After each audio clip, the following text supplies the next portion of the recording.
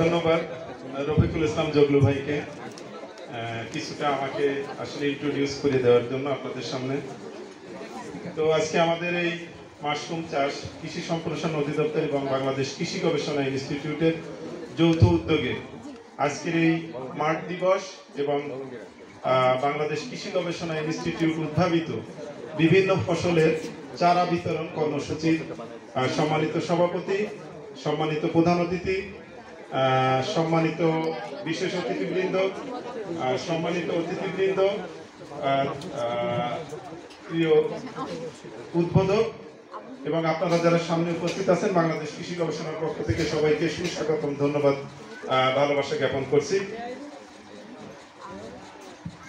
তো একটু আগে যার বক্তব্য আমরা শুনলাম, আমি ওনার সম্পর্কে একটু কথা বলি। সেটা হচ্ছে কিছুদিন আগে যে একটা ভোটবিহীন নির্বাচন যেটা হয়েছিল, আমি যেহেতু সরকারি কর্মকর্তা, আমি আসলে ওই রাজনৈতিক বক্তব্য বা ওর ভিতরে যাব না, তারপরেও কিছু কথা এসে যায়।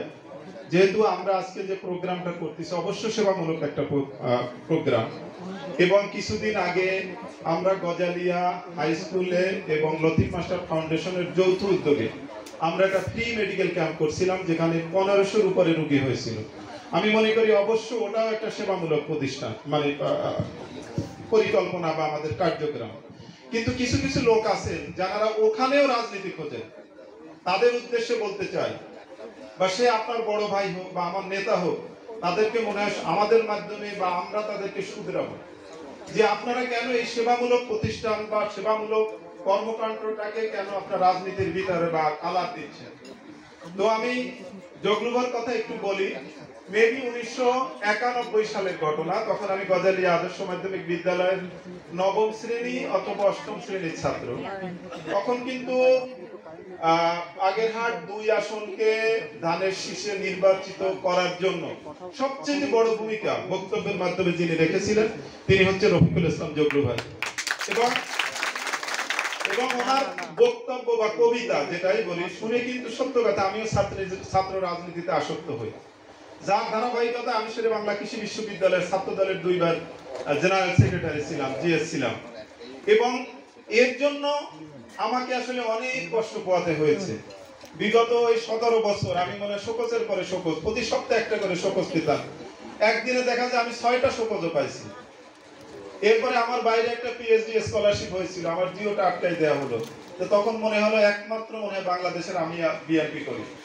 এরপরে আমি গত নির্বাচনে আমি 2 মাস কিন্তু বাড়ি আসতে পারি নাই নির্বাচনের আগে, কারণ আমি আসলেই নাকি বিএনপি সব এক হয়ে যাচ্ছে, এবং শেষ পর্যন্ত আমার এশিয়ার পর্যন্ত আটকাই রাখা হয়েছে যাতে আমার প্রমোশন না হয়। তো আপনারা যেরকমের সাফারাত বিগত 17 বছরে আমরা যারা সরকারি চাকরি করছি অনেক সাফারাত।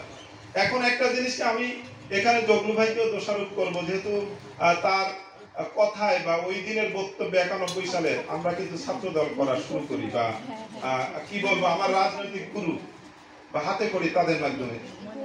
তো এর জন্য আমাদের অনেক মানে সমস্যায় পড়তে হয়েছে।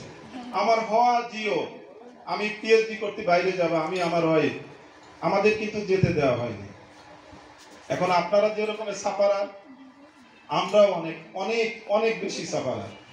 তো আমার বলার উদ্দেশ্য হচ্ছে যে আমরা এরকমের একটা সেবামূলক কর্মকাণ্ডকে আমরা রাজনৈতিক রং যাতে না লাগাই, কোন নেতা যদি লাগায় তাদেরকে শুধরানোর আমরা চেষ্টা করি। এর আরেকটু জিনিস বলি, আমার গজালিয়া আদর্শ মাধ্যমিক বিদ্যালয়ের 50 বছর পূর্তি একটা অনুষ্ঠান হলো, সেখানেও আমরা কার্ডে কাকে নাম দিলাম না কাকে দিলাম, ওটা তো স্কুলের অ্যালামনাই প্রোগ্রাম, সেখানেও রাজনৈতিক ভাবে আমি বিভিন্ন জায়গায় আক্রমণের শিকার হচ্ছি। আমার এখানে শ্রদ্ধেয় বড় ভাই আছে, যাকে নিয়ে আমি আসলে আফসোস করতাম একটা টাইমে, যে আমার বড় ভাই এরকমের হলো না কেন। আমি একটু বলি, আমি আসলে 2 মিনিট সময় নেই। সেটা হচ্ছে ফরিদুল ইসলাম ফরিদ ভাই আমাদের, উনি তখন প্রধানমন্ত্রী প্রোটোকল অফিসার ছিলেন। তো শেরে বাংলা কৃষি বিশ্ববিদ্যালয়ে আমরা যে কোনো কারণে একটা কেস খাই, যথারীতি সেন্ট্রাল জেলে যাওয়া লাগলো আমাদের 7 জনকে। তো আমি 3 দিনের মাথায় বের হলাম, এবং বাকি 6 জন ডিটেনশন থেকে ঈদও ভিতরে করা লাগছে। এখন আমি বেরোনোর পরে আমার বড় ভাই ফোন দিয়ে বললো যে তোর ভাগ্য ভালো, আমি আগে জানি না, জানলে তোর 6 মাস জেল কাটা লাগতো। পরবর্তীতে যখন কেসের হাজিরা হলো, আমি ফরিদ ভাইকে ফোন দিলাম যে ভাই আজকে তো আমার কেসের হাজিরা। তো এর আগে আমি ম্যাজিস্ট্রেটের রুমে ঢুকতে গেছিলাম। তো ম্যাজিস্ট্রেট কে আমি জিজ্ঞেস করলাম যে ভিতরে কি ম্যাজিস্ট্রেট সাহেব আছেন, কারণ উনি একটু বিড়ি খেতেছিলেন আর ভিতরে ঢুকতেছিলেন, আমার কাছে তাকে ওই রকমের মনে হয় নাই। তো আমাকে উনি বললেন যে ম্যাজিস্ট্রেটকে যদি ম্যাজিস্ট্রেট জিজ্ঞাসা হয় যে ম্যাজিস্ট্রেট সাহেব আছেন কিনা, উনি আমাকে বললো আইসি গেট আউট বা হ্যান অনেক কিছু বলে আমাকে বের করে দিল। তা আমি বাইরে এসে ফরিদ ভাইকে ফোন দিলাম যে ভাই এই অবস্থা। তো উনি বললেন যে তুমি ম্যাজিস্ট্রেটকে ধরাই দাও। আমি ধরাই দিলাম। ওই এক কেসে এক হাজিরায় কিন্তু আমার শেষ হয়ে গেছে, এবং আমার জন্য উনি একটা এএসআই পর্যন্ত ফোন দিচ্ছেন আমার এই চার্জশিটে নাম কাটার জন্য। তো তখন আফসোস করলাম আমার বড় ভাইটা কেন এরকমের হলো না। তো পরিবার সাথে এরকমের আমার আসলে মানে 100 এর উপরে আমার স্মৃতি আছে, অনেক স্মৃতি। এবং লোকটার ভিতরে আমি কখনো অহংকার পাইনি, নিরহংকার বলতে যেটা বুঝায়, আল্লাহ হয়তো বা তার ভিতর দিয়ে অহংকার শব্দটা উঠে দিয়েছে। তো গজালিয়ার বা বাগেরহাটের গর্ব বা বেসরকারের গর্ব, টোটাল বাগেরহাটের গর্ব, আমাদের মাঝে আরেকজন সচিব মশির রহমান স্যার উপস্থিত আছেন। তো আমরা আসলে পিছনটার দিকে না তাকাই, আমরা পিছনের দিকে যাব না, আমরা সমালোচনা করব না, আমরা সবাই চাই যে কাঁধে কাঁধ মিলিয়ে কিভাবে বাগেরহাটের উন্নতি করা যায়। এই ধর্ম বা এই ব্রতকে কিন্তু আমরা সামনে নিয়ে কিন্তু আমরা এই কাজগুলো করতেছি। দয়া করে আপনারা কেউ ভুল বুঝবেন না, কারণ এখানে অনেকের অনুসারী হয়তো বা থাকতে পারেন।